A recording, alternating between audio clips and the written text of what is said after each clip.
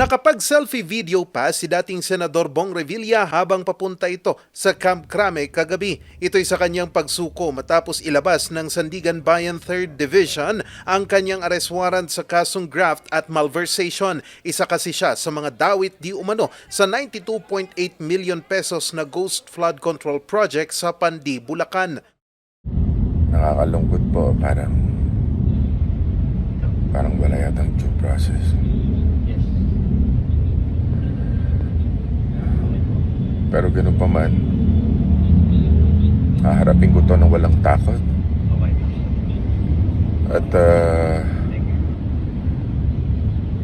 alam kong hindi ako papabayaan ng Diyos dahil wala po akong kasalanan dito.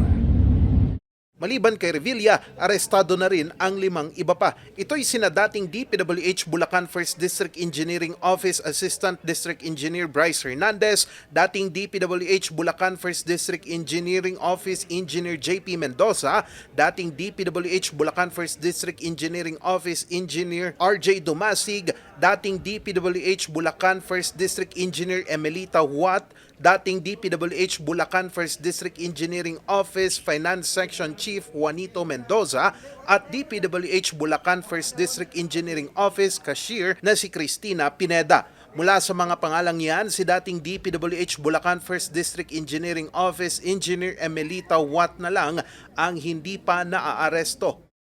Out of the 6 other accused, 5 ang nasa custody na ng pinagaling sa DPWH. Isa na lang ang malapit na namin mahuli. Alam na namin kung nasaan siya. Sa pagsuko ni Revilla, agad isinilbi ang arrest warrant at isinailalim siya sa booking at documentation procedure at medical exam. Just like any other prisoner or detention prisoner, he was treated the same. At alam naman po ni Senator Bong na we have observed the police operational procedure when it comes to dealing with Dahil non-bailable ang kasong malversation, sa Quezon City Jail sa Payatas muna siya ididitine habang dinidinig ang kanyang kaso. Nagtungo kanina sa Sandigan Bayan si Revilla kasama si DILG Secretary John Vic Remulla para sa return of warrant at pag-i-issue ng commitment order. Pero kanina, nagpiyansa si Revilla ng 90,000 pesos sa kanyang kasong graft. Nagpakita naman ng suporta ang mga taga-suporta ni Revilla sa harap ng Sandigan Bayan. Charles Nicolimon, RNG News.